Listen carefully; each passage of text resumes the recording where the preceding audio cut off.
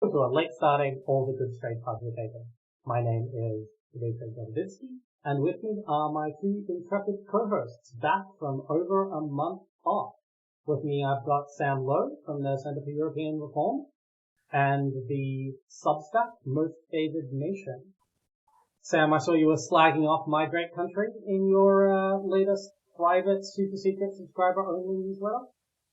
I wasn't slagging you off. I was just asking when's enough enough.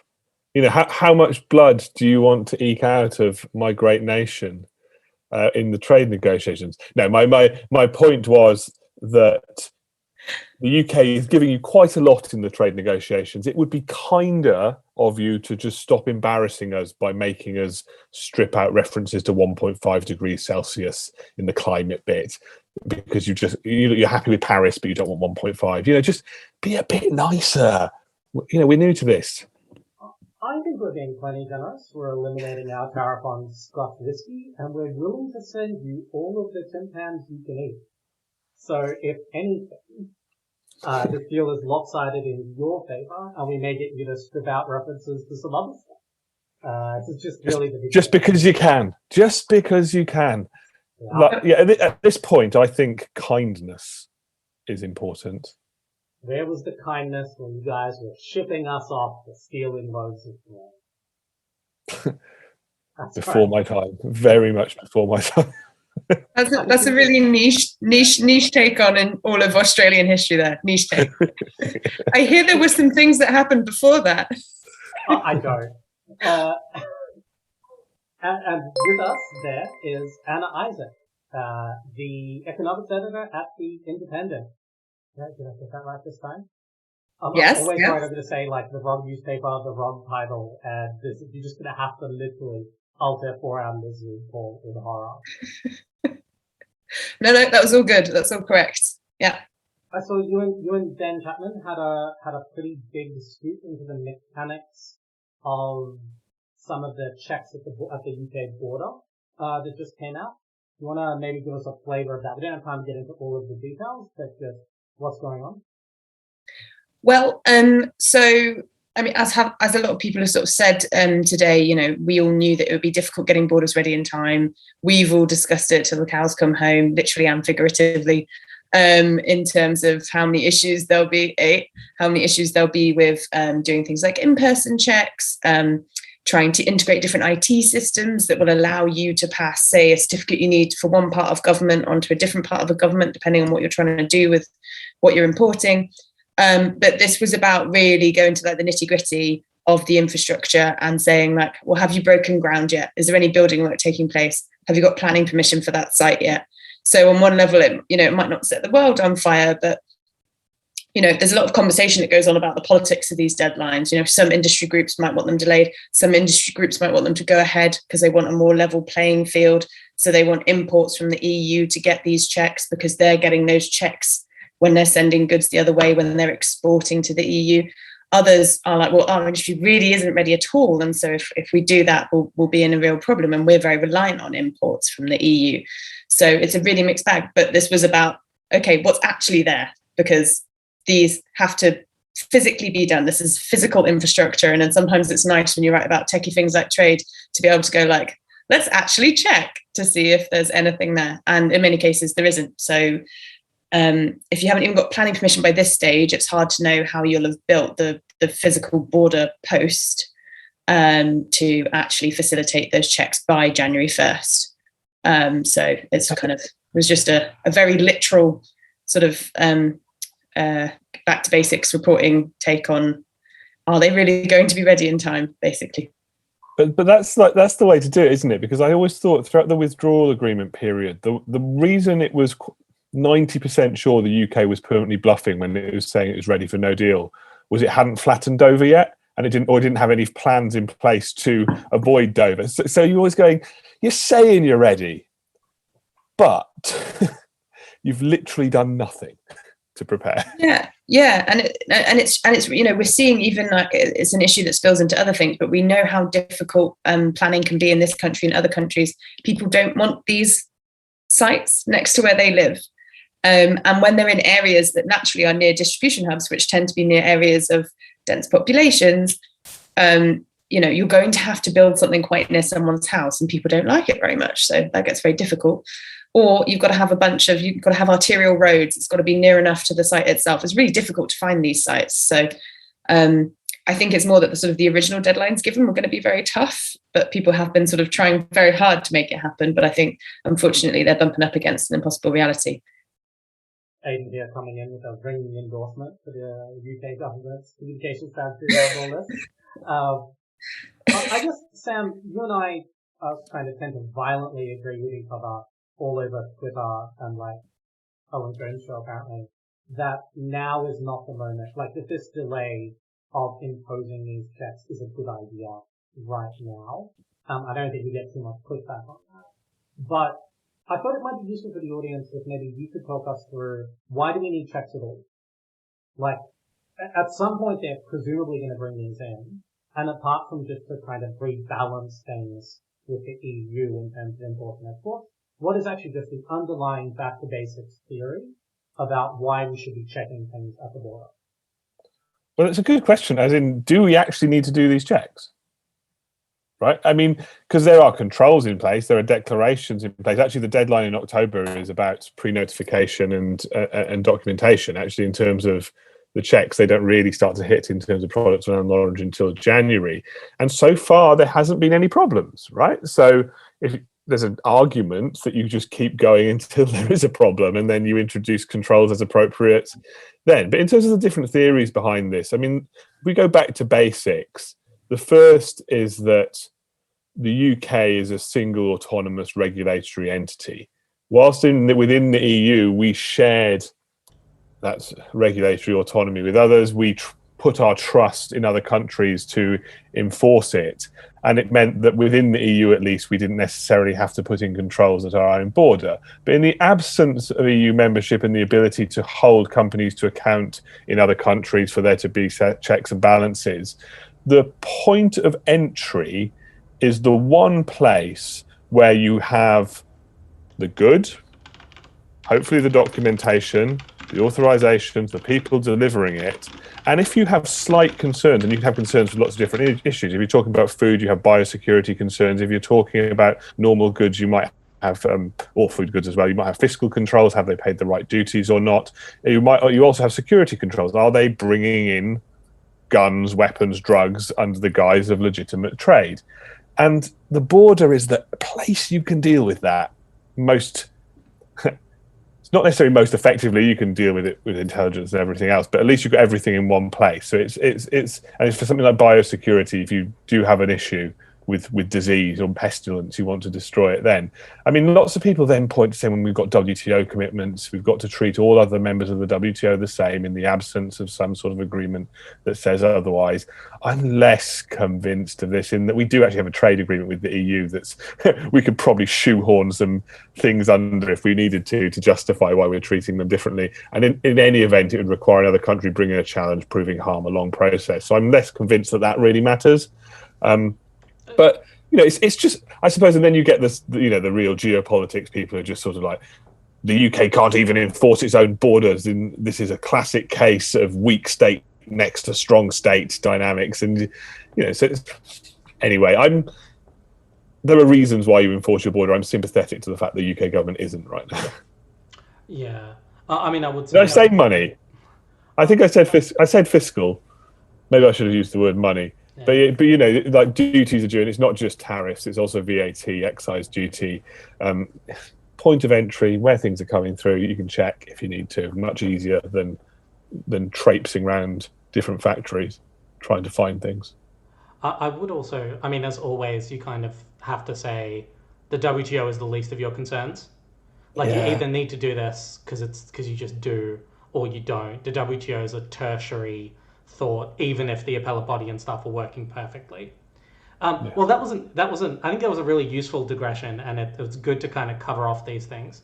But we should get to what we told the people we'd be talking about, which is everywhere's running out of stuff, and that seems to be a problem. So I guess first we should talk about, is this happening? Are people imagining it? Maybe it makes sense to, I think, start with you, Anna, on that one. Are there genuinely shortages, and where are they? Yeah, so I think the first thing to do is when we're talking about food is to not confuse the sort of the UK's fortunate position of shortages of certain foods with food shortages. Because at the moment, there are parts of the world where they are starting to see very extreme food shortages. East Africa being one of them, because they've had terrible harvest. They've had locusts to contend with. We know of the drought in Afghanistan because that's come to the fore a lot more recently, but there are other places in the world that have experienced drought. Sri Lanka's seeing food prices rocket, and it's increasingly difficult to get a bunch of basic foodstuffs there now. So there are global food shortages where people cannot get enough to eat. And there are shortages of some foods in the UK and around the world as well. There are certain things that there are less of just now. A bunch of harvests, a bunch of food production, a bunch of shipping of those foods to the right place, getting them frozen, etc. The whole food supply chain, in the way that every other supply chain that we might touch on, has been very disrupted by this. It is correct that it's harder to get hold of certain things. What's difficult in the UK at the moment is working out whether it's that you can't get enough of something into the country. In some cases, that is the case, like with the chips you use in any kind of electronical device from electronical, that's not a real word, electronic, from your washing machine to your phone to your car. There is a global shortages of that. You cannot get enough semiconductors at the moment. They cannot make them fast enough. Then there are some issues with things like fresh food, where it might be you can't get someone to pick it. It might be that it's stuck in a shipping container somewhere and you're just having to destroy it. There have been reports of supermarkets having to do that because they can't get it from A to B. So there are lots of different aspects of why we are seeing shortages, but it's definitely true that there are shortages of some things. They've not been consistent, a lot of them, throughout the calendar year, because some of it's literally that a few shipping containers or shipments of certain items got delayed. Then there was a glut. Then there was a shortage again. And we have I can talk about the causes for it, but I guess from the basic premise of, is this real? Absolutely, yes. It is real. It is real. But it's not necessarily always the causes that you might think. So some things might be getting into the country, but not getting to you. So maybe let's start with the second one, which is why they're not getting to you if you're in the United Kingdom. Might throw it over to Sam. You and I had the chance to discuss this elsewhere, but maybe if you just ran through, let's start at the one that everybody is talking about, which is HGV vehicles and their drivers, and why there don't appear to be enough of them to make the supply chains work the way they're supposed to. Yeah, I mean, this is fairly well covered across the media, although with different reasoning given behind the problem. There's a shortage of HGV drivers. And in terms of how do we get food around this country, how do we get it into the stores, we're very reliant on lorry drivers. And this has been a long-running issue, far before Brexit, in that there have been shortages of these drivers in Europe. I mean, Dmitry and I were discussing this the other day. It is not a very pleasant job. Lots of people don't want to do it. People have these licenses and don't use them because they find they can actually get work doing something else, and pay, irrespective of pay, it's more pleasant to do it. However, in the context of the UK, we have an additional factor in play, which is that a combination of COVID and Brexit led to quite a few of our drivers, often Eastern European, leaving the UK and not returning. And then that has exacerbated the shortages. On top of that, throughout COVID, drivers who would have been trained were not trained. So that increased the numbers even more. And it's just led to us having problems. And people sort of look at it and say, well, actually, there's shortages across Europe. And yes, there are. I would say the shortages in the UK are slightly more critical. Actually, interestingly enough, the shortages of drivers that are most comparable to the UK are maybe in the US, where we have slightly similar profile in terms of people aging out of the job, people not wanting to take it. And in the US, I mean, I got this from a Republican senator, so you have to take into account their political priors. But they sort of say, and the COVID relief has actually been so great that people don't want to return to these jobs because they're actually getting enough money. And yeah, this gets into a whole different discussion. But they have similar issues there, and it's why it becomes very difficult to talk about this, because the moment you say it's not just about Brexit, people say, well, then it's not about Brexit, it's about all these other things. It's like, well, no, Brexit is a component part of this issue, but it has to be put in context alongside lots of other issues at once, some of which have been building for years. Before we kind of go on, I wanted to maybe to get Anna, you to talk us through I think the IR35. Am I getting that right? Yeah, the other issue. The other issue. So could you maybe just kind of introduce the audience to what that is and why that makes a difference to this? Yeah, absolutely. So as Sam said, we've had a big shift in immigration. We also have had changes to our tax system. So to sort of give an example, perhaps I'll give an example of an EU lorry driver and a non-EU lorry driver, because we're not trying to just make this a point about Brexit. We're trying to make it about what's happening. So if I was Polish and I used to come and work here and I used to drive lorries here before, I might well have been self-employed, I might have been a contractor, or I might have worked for a big agency. And before Brexit, we had freedom of movement. There were a bunch of other things that meant that those journeys would be a lot more seamless as well. So it would have been easier for me to do my job. I wouldn't have had to pay certain fees for visas, and I could have come in and come out of the country more readily. Now, after Brexit, I will have to have a visa. Now, post-Brexit UK immigration system, and this is having talked to likes of Professor Porters, of people that have really looked at this, is actually quite liberal if you earn quite well in your professional. So if you're trained in a particular career and you earn over a certain threshold and you're going to be an employee, you don't find it hard to get into the UK necessarily, or not especially hard. So that's something to bear in mind. If you're self-employed, you are less well served by the immigration system, and it has quite tough constraints. So there's kind of two main routes if you're self-employed to come into the UK, and one of them is if you want to have a startup visa, and you have to be recognised by some kind of body as being an entrepreneur in order to do that, or you need an innovator visa, and you have to have £50,000 of seed funding. Now, that's probably not going to suit you if you're a lorry driver and you're self-employed. This is very much true of people who are contractors in the building industry as well, and people that might harvest crops as well. So that's kind of the immigration side of things. Whereas if you were coming from beyond the periphery of the EU, that side of things won't have changed for you so much. So there's something to bear in mind in terms of the immigration part of it. Then there's a tax part of it, where we have introduced tax changes in the UK that came into effect in April. These aren't particularly anything to do with Brexit at all.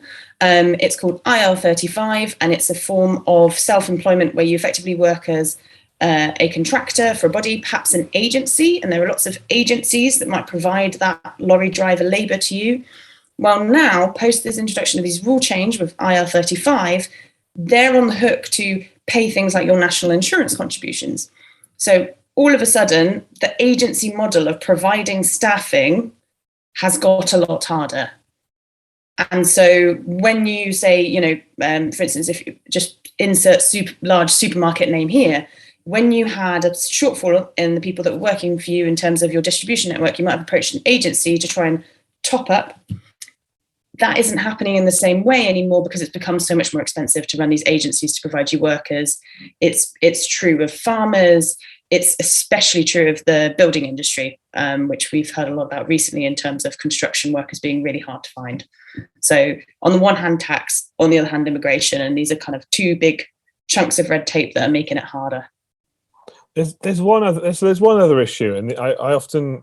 So after the thing we did the other day, Dmitry, people were sort of posting it on YouTube, and I occasionally get it shouted at me on Twitter, which is, why doesn't anyone mention cabotage? Right? I think it's because it's quite a jazzy word, and people really like saying it, as do I. Cabotage. It's nice. It sounds sophisticated, but this is the amount of movements a foreign trucker is able to carry out within the UK. Right, so once they're here, they've done a cross-border transaction. Say they've driven over from France, they've got into the UK. Are they allowed to pick up some more product and then ship it somewhere else in the UK before returning home. And the rules under the Brexit deal is that an EU haulier who's come into the UK can do 2 cabotage movements within the UK. Let me just check that.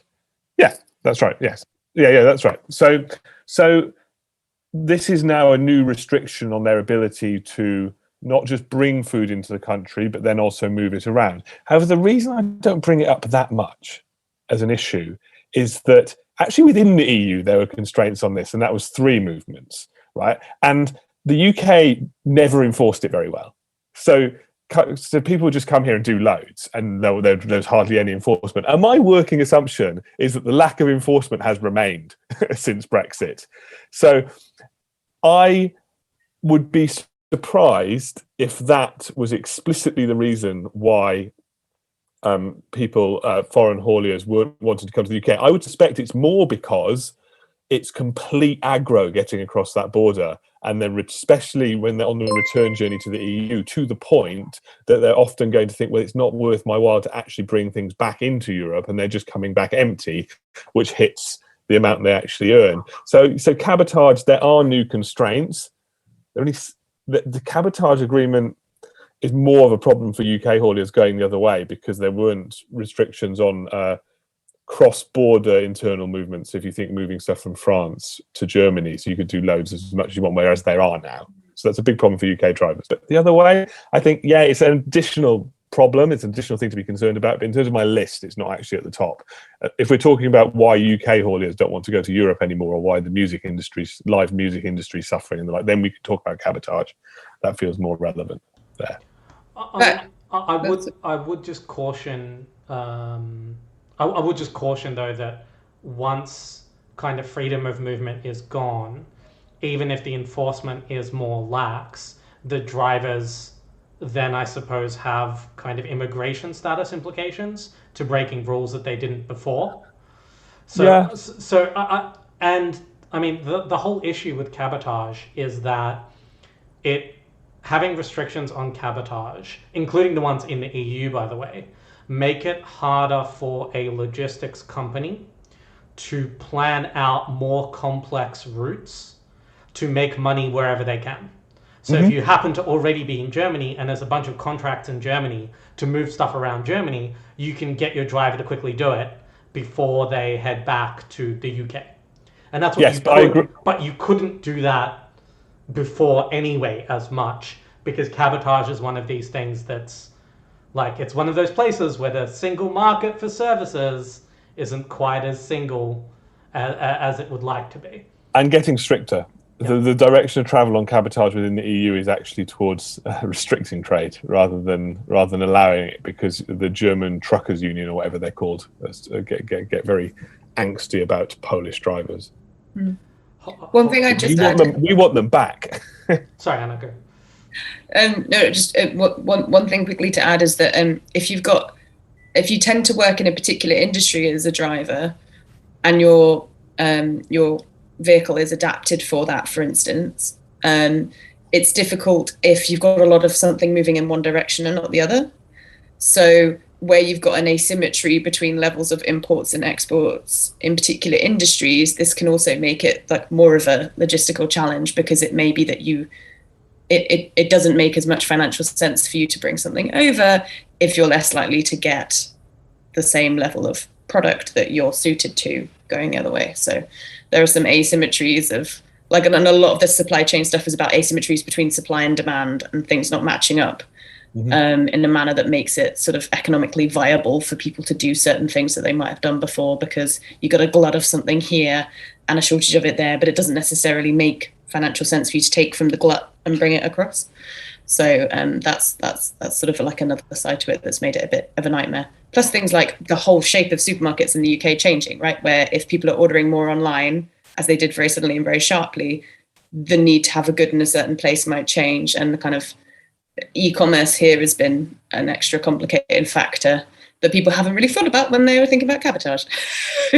Where, like, you know, e-commerce, where you've got like a struggle for suburbia because everyone wants a distribution warehouse really close to where people live, is going to make this whole cabotage issue, I think, even more challenging. But I'll stop now. We had a bunch of questions in chat, and I want to kind of throw them to you one by one. And they don't necessarily flow on from exactly what we've just been talking about, but I think let's cover them anyway. So first we had a question from Ronnie Mac 80, who basically asks well back about the first thing we were talking about, which is the reintroduction of checks at the border. And if you had to guess, and I'll ask each of you, whether they're going to be in place in 12 months, 2 years, 5 years, or never, where would your guess fall? Who wants to be brave? I mean, It's like a game of chicken. yeah. I mean, so 12 months, 5 months, ever. And we're talking 12 months, 2 years, 5 years, never. Okay, so and we're talking specifically about the incoming controls on products of animal origin, largely. I think I think in 12 months we'll probably have at least some of those in place. Because the thing is here, we need to remember that the first stage of this is documentation, and then the second stage is actually the inspection. So if we're going on the first stage, if the government can bring that in, and it still might bring them in October with just a very lax enforcement regime, right? So you put the requirement in place and then you just don't hold anyone to account for it for a while properly. I'm not saying it will happen in October, but it could. The big one in terms of the disruption, the need for infrastructure and the like is the actual interventions at the border. And that could take longer, and it will also be the most disruptive. So I think that's kind of dependent on the other supply chain issues settling down to give the government the confidence to actually start introducing new friction. And I do think they will come in eventually. I'm not saying they will necessarily be applied with the same vigor as the EU apply to goods going the other direction. But yeah, I think they will come in eventually. But further delays and de facto grace periods, even if in practice that you are meant to be abiding by the rules, will continue for a little while. I'm want to place my bet. There's two, well, actually, I want to have two, which is cheating. You can bet more than once. So there's no rules. So it sort of depends, because there was a bit of legislation passed last week, very quietly, that granted an extension on the export health certificates for chilled meats. Mm-hmm. And that made me think, maybe we're looking at this the wrong way. Maybe this is actually really all about how it's very, very difficult for us to do this when we're still trying to have a conversation about Northern Ireland. And do we need to start thinking about this a little bit more as a bit of an inverted sausage roll? Which is... Why was that necessary? Which I don't know. I regret it. But maybe we need to think about it as this is a complicated set of interrelated things, and it might not make sense right now to be being very stringent on particular kinds of imports that will add potentially to some of the bureaucracy you might say need in Holyhead, across all of those ports. It's hard to impose these effectively in a manner that doesn't make the Irish sea border a bit harder. So was that extension in relation to the incoming UK restrictions, which are effectively bans on chilled meat products from the EU, or the continued use of export health, these new brand spanking new export health certificates for exports of chilled meat preparations from Great Britain to Northern Ireland? It was for EU. It was for the import of EU products, and it was export health certificates. But I think the logic, having spoken to a few people around why that happened, was that they don't want to right now have a row about food imports with the EU when they're trying to have a different conversation about food imports with the EU. So we're not going to be banning the import of chilled meat preparations in October anymore. I think that could be the case. And it requires these new export health certificates, right? Because within the EU, these products you can't import them. It's an indication. It's not a certainty. I just think at the moment there is a sense that this is not the right timing, and they need to get some progress on the Northern Ireland Protocol and some of those, one man's grace period when it comes to the Northern Ireland Protocol is perhaps another person's extension on the mainland, is how it was explained to me, in terms of trying to have an open, relaxed conversation about it in the best way possible. I don't know if that's just a convenient spin on the fact that some things aren't ready as well. I don't think they were trying to contradict the fact, the people I was talking to weren't trying to contradict the fact that, like, the infrastructure itself isn't ready for some of this stuff, which is not the same thing as the export health certificates. Although if you try and put that into the online database. So that's an interesting one, isn't it? Because it doesn't require... Sorry, it's an interesting one. It doesn't require infrastructure insofar as it's just a ban. Right, so as in, you are not allowed to bring those products into the EU. We weren't allowed to bring them into the UK from third countries whilst we were members of the EU.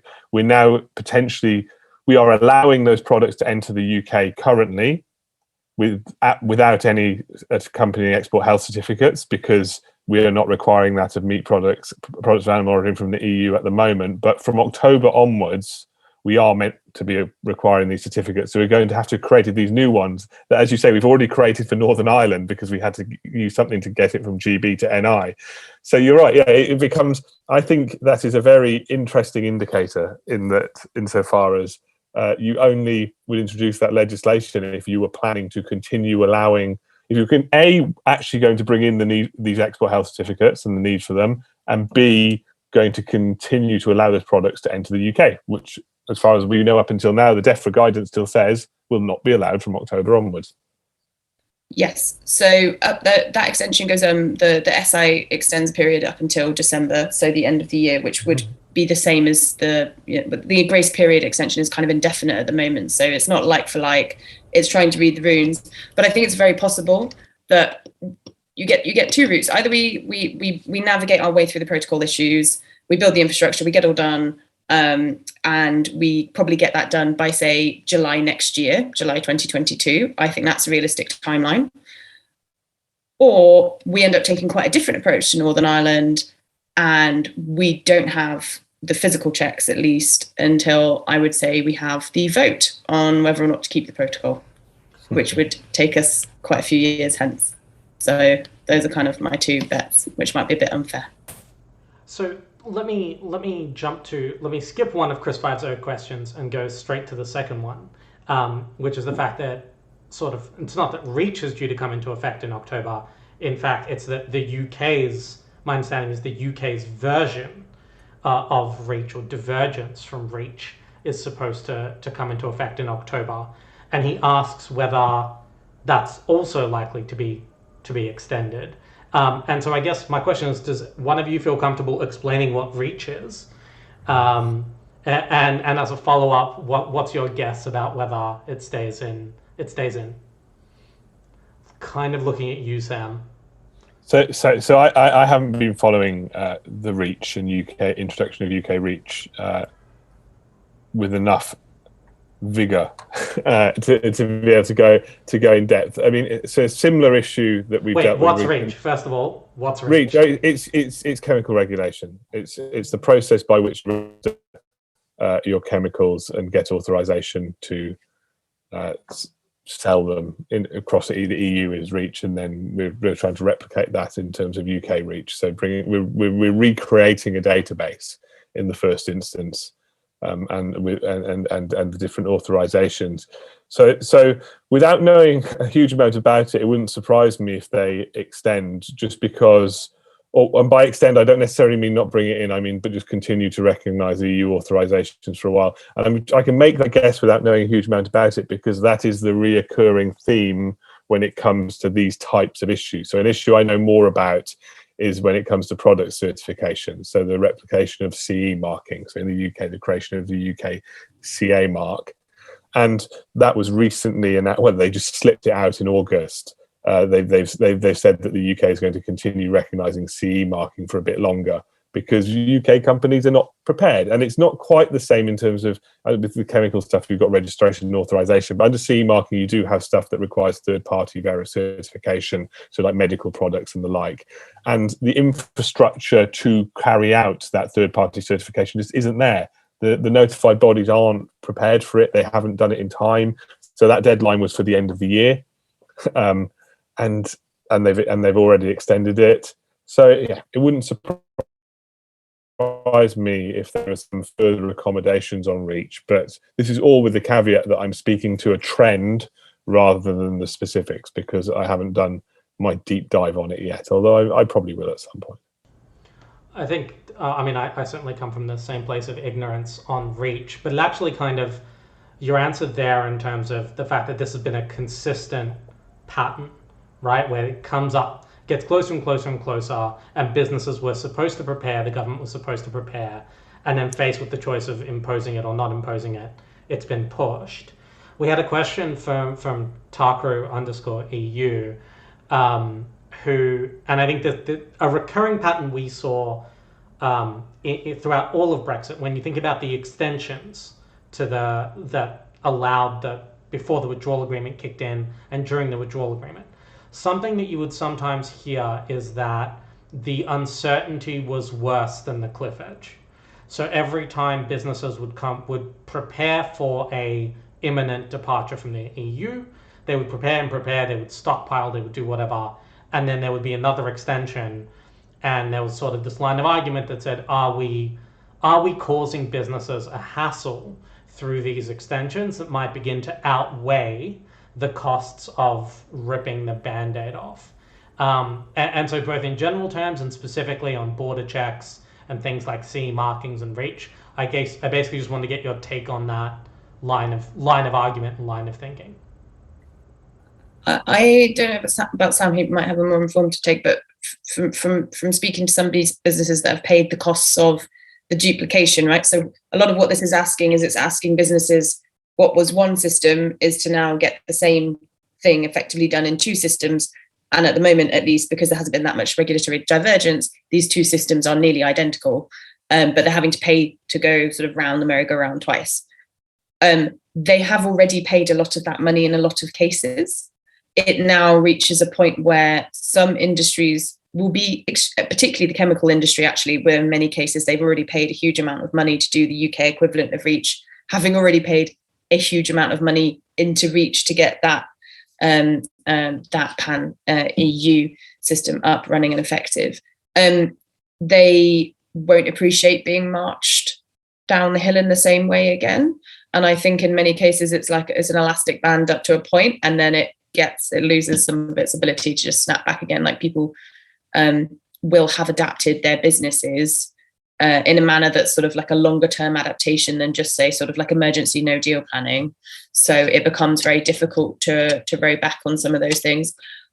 But it's sector by sector and it's regulation by regulation. There'll be some things that might not come to pass. Like I think particularly the Northern Irish specific version of the UKCA. So the Northern Ireland is meant to have its very own particular form of these safety checks, these regulatory checks on products that Sam has described that are CE marked in the EU. And that's so niche that it's very possible that an accommodation is found whereby you don't have this extra little tier of red tape to sell into a small market. I think there are other aspects of the UKCA regime that might not end up happening because they're so difficult, because there aren't testing facilities for some things, and there won't be a big enough market here for it to make commercial sense. So there'll be different commercial pressures that might mean some of these things don't happen. I think with REACH, REACH would be an example where I think it quite possibly will be, because the UK simply needs to create its own database. It won't be able to access the EU's database anymore. You need to have this database to have chemical safety and understanding of quantities, et cetera, in the UK. So there are instances like with REACH. I don't think you can delay REACH, but you can't put it off forever. And you can't find a neat fix that doesn't demand you creating something else. So I think with some of these things, they will happen. And if they are delayed, some of them will be delayed not by very much time at all. They'll each have their own little bespoke deadline. A lot of them were just arbitrarily put forward, yes, till Christmas. But I think if they're extended beyond, like some will come in February, some will come in March, some will, and it will drip on from there. I don't think it's the same sort of all economy, thing. Some of this stuff has just changed now. Sam? So the question is, are some companies annoyed that they've put all of this time and effort into meeting a deadline and then the deadline shifted? And in a sense, the shifting deadline has rewarded those who are more tardy in their preparation and sort of bailed them out. Yeah, they were definitely quite annoyed about it, because also, there's an argument that they could have actually gained a competitive advantage from their compliance if it were the case that these deadlines weren't pushed back and they were one of the few companies that actually could meet the requirements of the new regime, that they would suddenly get more business as a result. However, I would caveat that by saying that I think whilst this annoyance does exist, if you talk, you can have people say two things at once to you. They will say they're annoyed about the deadline being pushed back. They put in all this time and effort, yet if they're pushed, they still think it probably should be pushed back, right? And it's interesting that at least when it came to CE marking, all the industry bodies were saying, well, no, we need this pushed back, right? So that represents, at least to me, an idea that the general consensus view is that the UK wasn't ready to introduce this by the end of the year. And some of the issue was also that whilst the companies themselves were prepared, they were actually struggling to go through the processes because the regulatory structures that allowed it to happen weren't there. The guidance wasn't published, for example.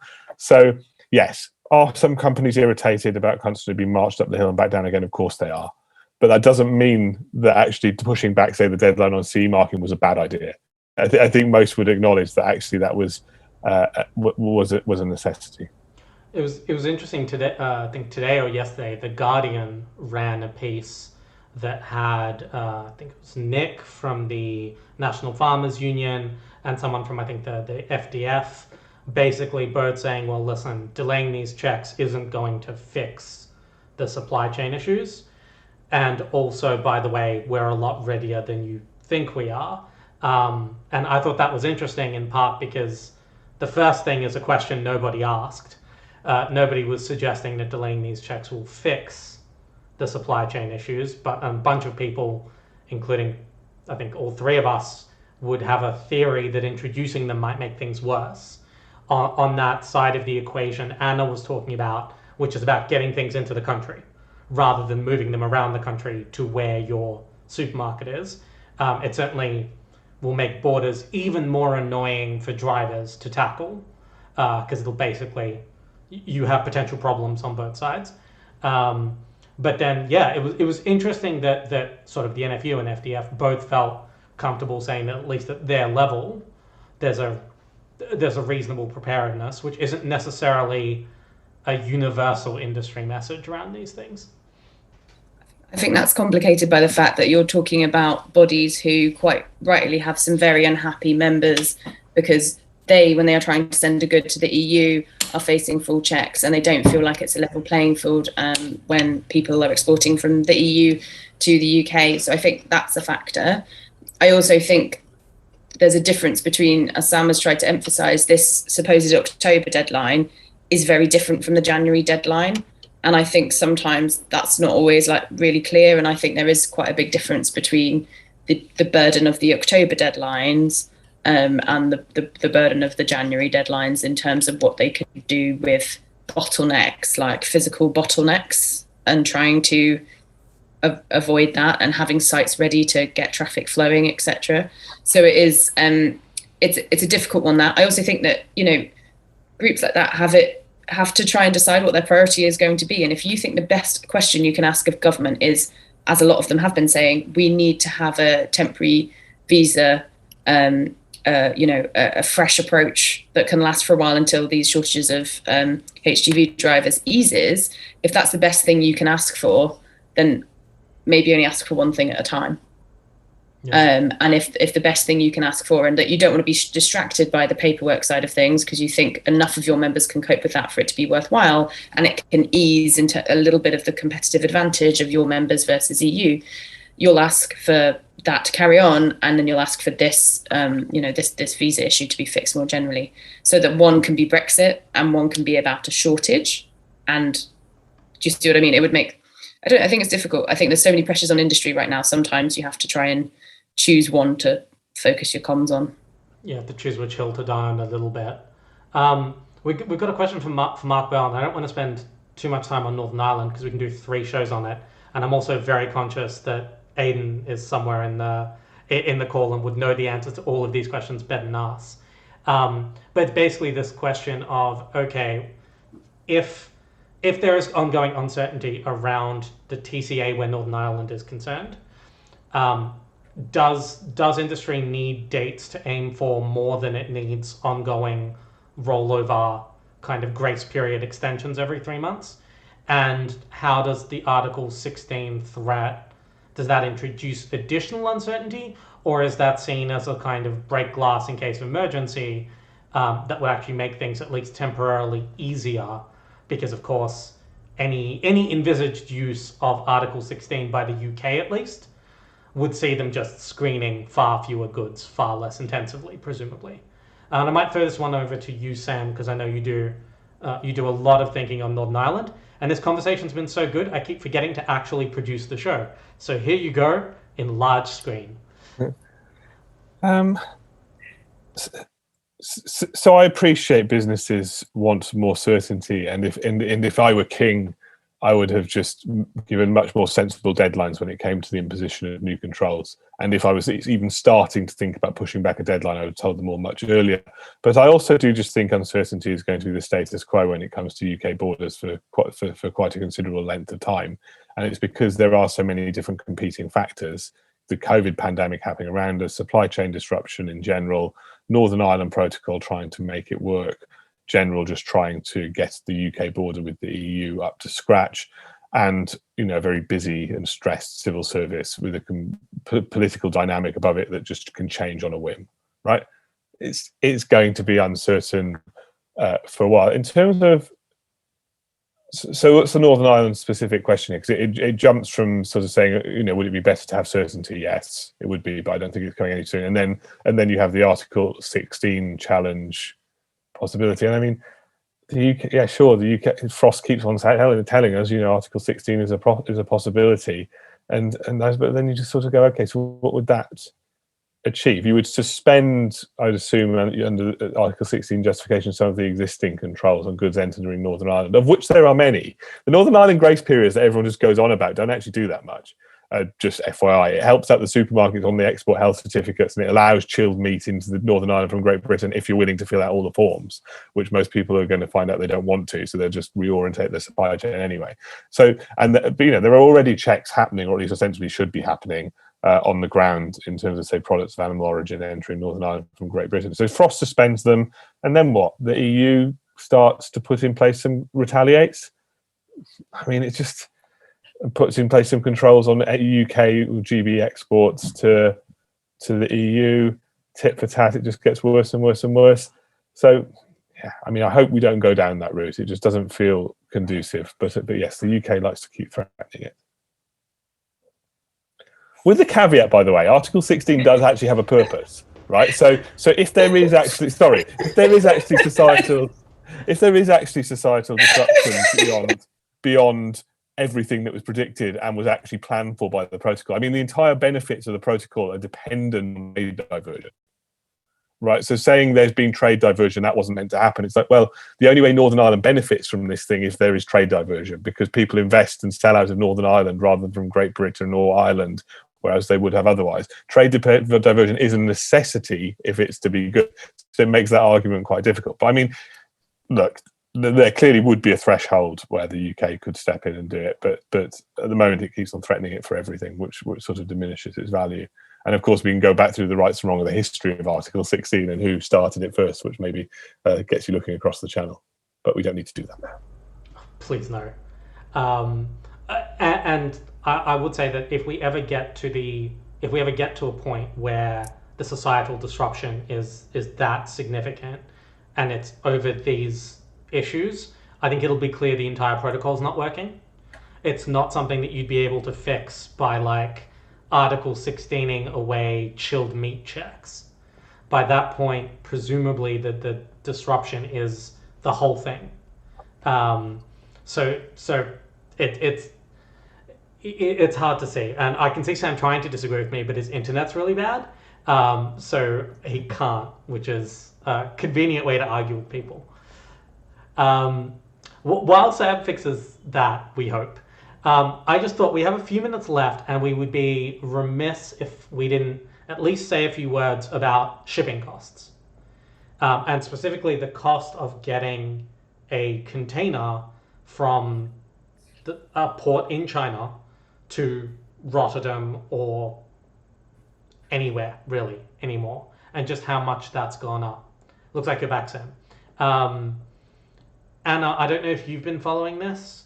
I've just been horrified by the graphs, but if you want to kind of say a few words. Yeah, absolutely. So I'm going to do the dumbed down version of this, and I apologize because as ever with this thing, you will have people that really know an awful lot about shipping on the call. At a really simple level, when you have flicked economies off and on again for different lockdowns for COVID, you have then had different levels of supply and demand in the wrong place. And so you have had a buildup of containers in the wrong parts of the world. So whereas you would have a better flow of containers around the world that fits with the supply and demand dynamics that different ports have built up, when you've had disruption, and you've had ports physically closed, by the way, so you have had to divert. So like trade has been diverted as well as not moving at all. You have things like a buildup of empty containers in one place, products in another that need those empty containers. So a good example would be some of the major ports in China, and a buildup of containers on the west coast of America where they're not meant to be building up. And then you are trying to get a container in another part of the world when you've already got this difficult dynamic between those two. So costs have gone up a lot. You've got containers idling in the wrong place. And I think often what's helpful to look at alongside those charts where you see the sort of the J curve and container price is to look at the idling time of these containers around the world. And that gives you a sense of like this crazy disruption. So actually the UK at the moment has got it's creeping higher its container idling time, partly because of, as discussed, the lorry driver shortage, but also because you're getting a problem of containers in the wrong place.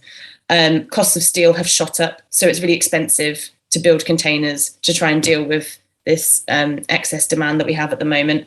And what you had was, for months and months, a lot of developed economies being, say, running at best maybe like 40%, or they're not able to suddenly meet all of the demand. Suddenly switching their economies back on, demand goes up, but you then have a bulge of demand, right? And that's also what we're seeing with lorry drivers. This is not a normal level of demand in the economy. We have seen GDP growth within a few months that we hadn't seen within years, because it was growing from, it had been so depressed for so long. So you've got this sudden huge burst of activity in a lot of developed economies that's crazy, along with other weird things like lots of people being hungry for electronics. So basically containers in the wrong place, really expensive to build more because global steel prices have gone through the roof, because everyone's trying to build more infrastructure to try and rebuild their economies. It's like a circuit that used to run all the time because it had electricity flowing through it. And then people have been flicking the switches all the way around so that bits of the circuit don't work anymore. I think that's a really good overview. We've got Martin Bell in the comments, is basically saying his smaller company members, presumably because they can't put in these big orders and they don't have these long-lasting contracts and relationships with shippers, are seeing their costs go up by 12 times. Also, they're not moving stuff in as bulk, a commodity in loads. So that's impacting them as well. And presumably at some point, this stuff's going to start filtering down to consumers, because it just, it has to. The money has to come out of somewhere. And most of these corporations, some of them are running healthy profit margins, but not all of them. And a lot of them would like to preserve them. So it's definitely something to keep an eye on. On Twitter, it'll be blamed on Brexit, but it's still just something worth watching. Sam, did you have a final thought? Well, can I bring some optimism? I sent you a chart earlier. I did. You did? So this is from the US. This is a US perspective. It's by Claudia Salmon, an excellent American economist, used to work for the Federal Reserve. Would recommend following her on Twitter. And she wrote a piece today on her Substack just sort of arguing, let's put some of this in context in terms of the different, there's always been supply chain disruption. It's happened a lot. There've been lots of different events that led to supply chain disruption. And what you can see here, what the chart essentially shows is that the price index for consumer durable goods has really fallen quite significantly since 1990. And whilst we have a slight uptick now, in the grand scheme of things, it's not so bad. And the reason why this chart is interesting from a trade perspective is that quite a lot of the narrative now is that, well, maybe just in time doesn't work. Maybe it leaves us more vulnerable than we should be. Maybe we need to completely rethink how we do supply chains. And I think this chart does add a nice bit of context to that discussion, when it suggests that, yes, we are having a bit of a shock now, undoubtedly.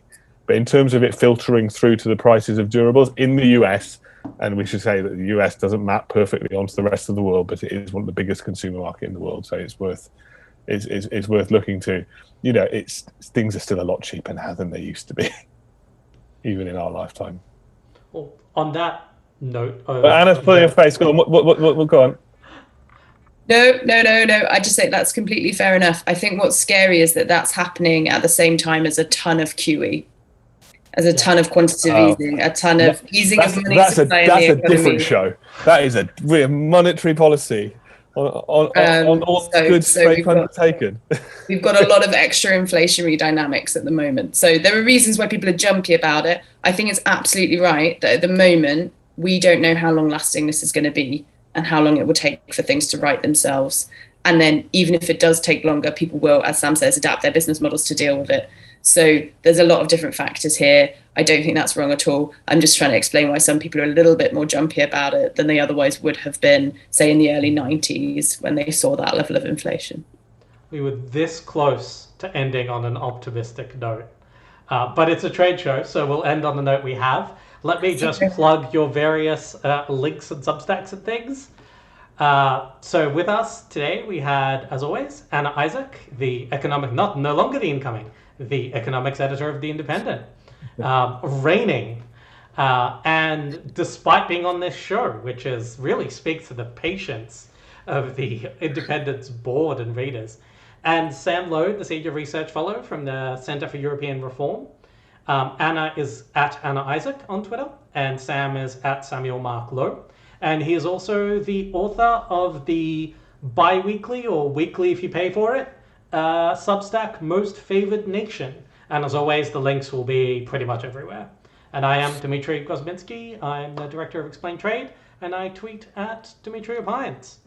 So with that, it's my job to once again thank my two co-hosts, thank all of the people in chat who were absolutely amazing today. This is the kind of engagement we absolutely love to have. We long for. Exactly. Yeah, that's. I was thinking about it as I said it. That Sam Substack is, unless you pay him, he will send it to you twice a week. For $40 a year, he'll turn it down. Pay me to keep me out of your inbox. So thank you so much for joining us. We will hopefully see you in 2 weeks. Depending on all of our crazy schedules. And until then, stay safe and keep one eye at most on trade.